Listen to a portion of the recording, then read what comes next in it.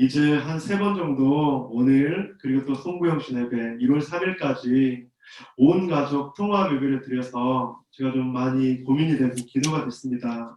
그러면서 우리 자녀들도 이 예배 시간, 이 말씀 시간 좀 함께 깨닫고 은혜를 받았으면 좋겠다. 그러면서 여러 가지 좀 방법도 생각하고 있고 고민도 하고 있습니다. 우리 먼저 영상 하나 보도록 하겠습니다.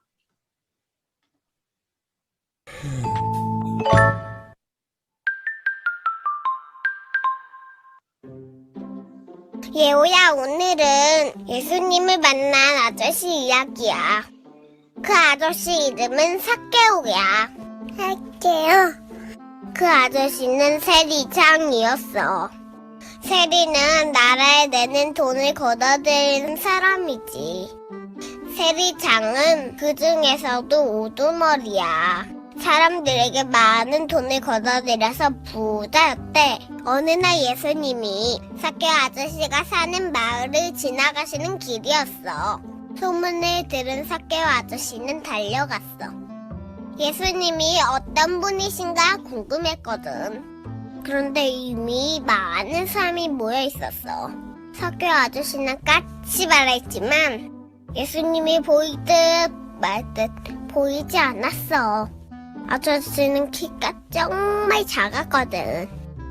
삭개오 아저씨는 저 앞에 보이는 서울 무화과 나무로 달려갔지.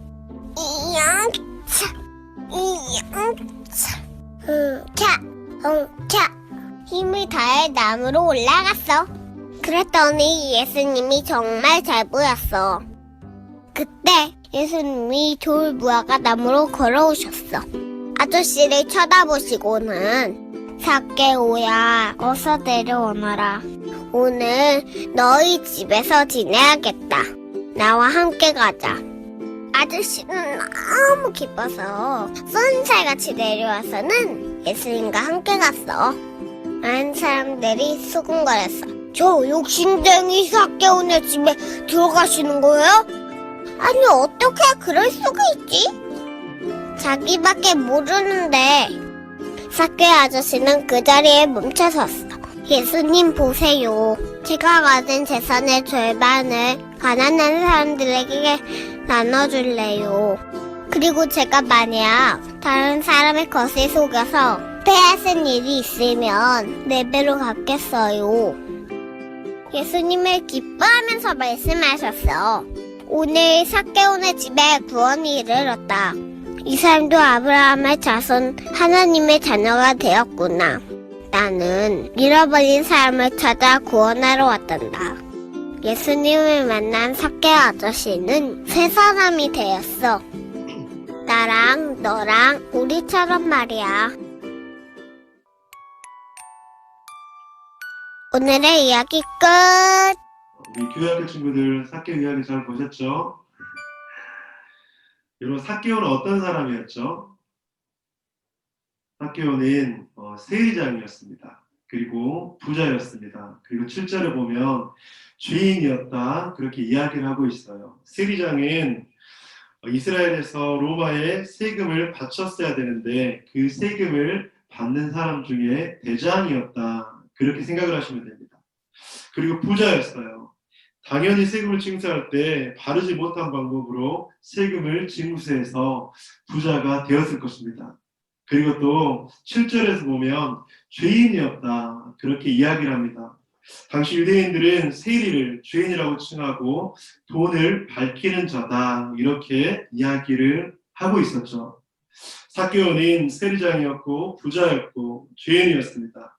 그런데 이 세리장, 부자, 죄인인 이 신분은 당시의 모든 사람들이 함께하기를 꺼려했던, 함께 밥 먹기도, 함께 이야기하는 것도, 함께 친밀한 관계를 갖는 것도 꺼려하는 그런 사람이 바로 삭개오였다고 하는 것이죠. 그런데 그런 삭개오에게 오늘 본문에서는 예수님께서 찾아오셨다, 그렇게 말씀을 하고 있습니다. 많은 사람들이 오늘 본문을 좀 오해해서 해석을 하는 경우가 있어요. 그래서 삭개오가 돌 무화과 나무 위에 올라가서 예수님을 간절히 믿고 싶고 만나고 싶어서 그렇게 돌 무화과나무에 올라갔다. 그런데 성경엔 그렇게 이야기하지 않습니다. 삭개오는 구원받기 위해서 예수님을 찾아간 것도 아니고요. 예수님을 믿기 위해서 찾아간 것도 아니었습니다. 오늘 본문의 2절, 그가 예수께서 어떠한 사람인가 하여 보고자 하되, 그가 예수님께서 어떤 사람인가 보고자 해서 삭개오는 찾아갔다고 하는 것입니다. 삭개오는 소문이 떠들썩하게 나 있는 그런 예수님이 어떤 분이실까 그렇게 호기심을 가지고 찾아갔다고 하는 것이죠. 그런데 본문에서 중요한 메시지는 그런 호기심과 궁금증을 가지고 예수님을 찾아갔던 삭개오에게 예수님께서 오셨다고 하는 거예요. 여러분들, 우리는 신앙생활을 할 때 우리가 주님 앞에 우리가 주님을 만나기 위해서 찾아가고 우리가 주님의 은혜를 받기 위해서 무엇인가를 할 수 있다고 생각합니다. 하지만 기독교 신앙은 그렇지 않습니다. 예수님께서는 우리에게 먼저 찾아오셨고 예수님께서는 먼저 우리들에게 찾아오셔서 자신의 무한하신 사랑과 자신의 놀라우신 은혜를 부어주셨다고 하는 것이죠. 만약 우리가 믿는 하나님이 우리가 언제든지 찾아가서 아니면 내가 무엇이든지 원하는 것들을 받을 수 있다면 그것은 하나님이 아니십니다. 세상의 수많은 종교들 가운데 유일하게 인간을 찾아오신 분은 하나님 한 분밖에 없다고 하는 것이죠. 그런데 그 하나님께서 오늘 본문에서 삭개오에게도 찾아오셨다고 하는 것이죠. 그 삭개오를 찾아오셔서 예수님께서 어떻게 말씀을 하고 있습니까? 오늘 본문의 5절입니다. 오늘 본문의 5절 함께 읽도록 하겠습니다. 시작. 예수께서 그곳에 이르사 쳐다보시고 이르시되 삭개오야 속히 내려오라. 내가 오늘 내 집에 유하여게 하겠다 하시니. 성도님들, 우리는 우리의 힘으로 예수님을 만나고 예수님의 은혜를 경험하며 구원을 얻을 수 있다고 생각하지만 전혀 그렇지 않습니다. 우리의 힘과 능력과 의지로 우리는 하나님을 만날 수조차 없고 우리의 능력과 의지와 수고로 우리는 구원에 이를 수 없다고 하는 것이죠. 우리가 어떻게 예수 그리스도를 만날 수 있고 우리가 어떻게 우리에게 놀라운 구원의 은혜가 주어지는가? 그것은 바로 오늘 본문에서 삭개오를 찾아오셨던 예수 그리스도, 그 삭개오를 찾아오셨던 예수 그리스도처럼 늘 우리들에게 찾아오시고 우리들의 문을 우리들에게 노크하시면서 내가 두드리노니 내가 그 문을 열기만 하면 내가 너에게로 들어가 너와 더불어 먹고 마시겠다고 하시는 예수 그리스도의 놀라운 초청이 날마다 우리들 가운데 있다고 하는 것이죠. 성도님들, 삭개오는 돈이 많은 부자였습니다. 그리고 그의 직업이 손가락질 받기는 했지만 그래도 그 당시에는 떵떵거리는 그런 직업일 수도 있었습니다. 그런데 삭개오는 너무나도 외로운 사람이었어요. 왜냐하면 삭개오의 집은 누구도 찾아오지 않았거든요. 삭개오와 누구도 이야기하려고 하지 않았거든요. 삭개오와 누구든지 친밀한 관계를 갖기 어려워했거든요. 외로움과 공허함과 쓸쓸함 가운데 있었던 그 삭개오. 그런데 그런 삭개오를 예수님께서는 직접 찾아가 주셨다고 하는 것이죠. 오늘 본문에서 그런 삭개오를 무엇이라고 이야기하느냐면 바로 잃어버린 자다, 그렇게 이야기를 합니다. 인자가 온 것은 잃어버린 자를 찾아 구원하려 함이니라. 삭개오는 그런 잃어버린 자였습니다. 아무도 찾아와 주지 않았고 누구도 함께해 주지 않은 그런 사람이었습니다. 그런 삭개오를 주님께서 찾아오셔서 삭개오를 보시며 말씀을 하고 있습니다. 오늘 본문의 5절, 삭개오야 내가 오늘 내 집에 유하여야 하겠다 하시니. 사랑하는 성도님들, 오늘 이 말씀이 여러분들의 귀에 들리기를 주님의 이름으로 간절히 축복합니다. 누구누구 김집사, 누구누구 이집사, 내가 오늘 내 집에 유하여야겠다. 누구누구 집사, 누구누구 성도, 누구누구 청년, 누구누구 성도야. 내가 오늘 내 집에 유하여야겠다. 사랑하는 아들아, 사랑하는 딸아, 너가 있는 지금 그곳 가운데 내가 함께 있기를 원한다.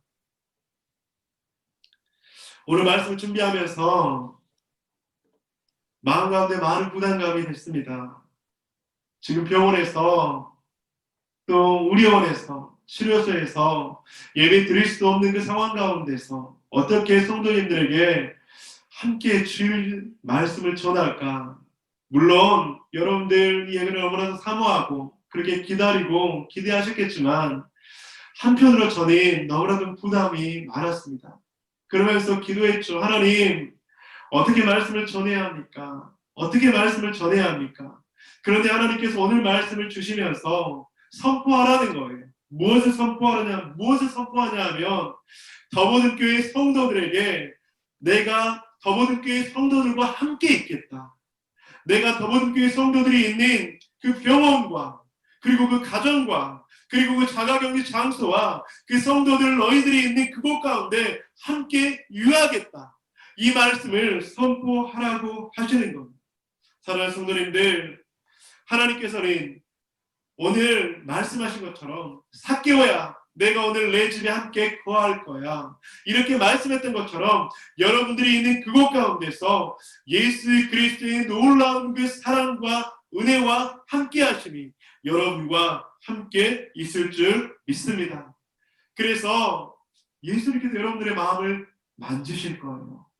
예수님께서 여러분들의 마음 가운데 위로하실 거예요. 왜냐하면 어쩌면 잃어버린 자와 같은, 어쩌면 삭개와 같은 외로움과 너무나도 힘든 그 시간 속에서 있지만 그 속에 직접 찾아오셔서 함께 하실 예수 그리스도이기 때문에 오늘 본문에서 그렇게 예수님은 삭개오를 찾아가셨습니다. 그런데 삭개오는 예수님에게 찾아오심에 어떻게 반응을 하였습니까? 오늘 본문의 6절입니다. 6절 함께 읽어보도록 하겠습니다. 시작. 급히 내려와 즐거워하며 영접하거늘. 예수님께서 찾아오셔서 자신을 불러주었을 때 삭개오는 반응합니다. 급히 내려와 즐거워하며 영접하거늘. 사랑하는 성도님들, 지금 이 시간 예수님께서 여러분들에게 말씀하십니다. 사랑하는 아들아, 사랑하는 딸아, 내가 지금 너와 함께하기를 원한다. 사랑하는 아들아, 사랑하는 딸아, 너의 그 고통 가운데 내가 함께 있기를 원한다. 그때 어떻게 반응하시겠습니까? 급히 내려와 즐거워하며 영접하거늘. 영접하는 자 곧 그 이름을 믿는 자들에게는 하나님의 자녀가 되는 권세를 주셨다고 말씀하신 것처럼 하나님의 그 부르심, 예수 그리스도의 그 부르심에 반응하는 그 인생 가운데 하나님께서는 함께하는 놀라운 은혜를 주실 줄 믿습니다. 이것이 바로 신앙생활의 원리입니다. 이것이 바로 예수 그리스도를 믿는 우리들에게 주시는 하나님의 가장 큰 축복이라고 하는 것이죠. 삭개오는 주님의 부름에 영접했습니다. 그리고 이제부터 자신의 삶의 잘못된 방향성을 새롭게 잡고 새롭게 시작을 했습니다. 오늘 본문의 8절입니다.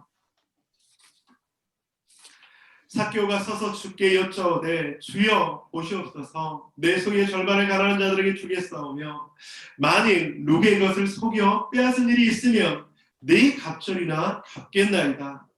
소유의 절반을 가난한 자들에게 주겠사오며 누구의 것을 속여 빼앗은 일이 있으면 네 갑절이나 갚겠나이다. 여러분들, 그런데 여기서 저는 이런 질문이 좀 생겼습니다. 삭개오가 누구의 것을 속여서 빼앗은 일이 있었을까요? 없었을까요? 여러분들 한번 대답을 해보세요. 삭개오가 누구의 것을 속여서 빼앗은 적이 있었을까요? 없었을까요? 있었겠죠. 자, 그러면 한번 생각해 보세요. 삭개오한테 10,000원이라는 돈이 있었어요. 10,000원이라는 돈이 있었는데 소유의 절반은 가난한 사람한테 준다고 그랬잖아요. 그러면 5,000원밖에 남지 않았습니다. 근데 만약 삭개오가 1,000원을 다른 사람들의 것을 속였으면 4,000원을 더 주고 1,000원밖에 남잖아요. 그런데 1,000원이 아니라 2,000원을 만약에 그렇게 속였다면 삭개오한테 남는 것이 하나라도 있을까요, 없을까요? 하나도 없다고 하는 거예요. 삭개오가 지금 하고 있는 고백은 무엇입니까? 삭개오는 자신의 것을 절반을 가난한 자들에게 나눠주고 혹시라도 자기가 죄악 가운데 있었다면 그것들을 4배로 갚는다. 그렇게 이야기를 하고 있어요. 이것은 무엇을 이야기하냐면 삭개오에게 남는 것이 하나도 없다고 하는 것입니다. 성도님들, 삭개오에게 남은 것은 아무것도 없었습니다. 그런데 이런 질문을 한 번 더 드리고 싶습니다. 삭개오는 자기에게 남는 것이 하나도 없어서 모든 것을 다 잃었을까요? 산술적으로는, 계산적으로는 잃었겠죠. 그런데 삭개오는 잃지 않았습니다. 아니요. 삭개오는 잃은 것 같았지만 가장 중요한 것을 얻었습니다. 오늘 본문의 9절입니다. 예수께서 이르시되 오늘 구원의 이 집에 이르렀으니 이 사람도 아브라함의 자손이미로다. 삭개오는 예수 그리스도를 얻었는 줄 믿습니다. 삭개오는 예수 그리스도를 자신의 구주로 영접하고 이제 영원한 새로운 사람이 되었는 줄 믿습니다. 삭개오는 자기가 모든 것을 잃은 것 같았지만 자신의 손에는, 자신의 수중에는 아무것도 남아있지 않는 것 같았지만 삭개오는 예수 그리스도를 얻었고 예수 그리스도를 통해서 새로운 생명을 얻었으며 이제 삭개오의 삶은 새로운 인생이 되었다고 하는 것입니다. 저는 이 말씀을 보면서 과연 삭개오가 남는 장사를 한 것일까? 과연 삭개오가 손해보지 않았을까? 여러분들 어떻게 생각하십니까? 삭개오가 손해보았다는 그런 생각이 들지는 않습니까? 그런데 사랑하는 성도님들, 우리는 그렇게 살아갈 때가 참 많이 있어요. 내가 모든 것을 다 잃은 것 같고 손해를 본 것 같고 나에게 남는 것이 아무것도 없는 것 같고 하지만 사랑하는 성도님들, 오늘 성경에서는 말씀합니다.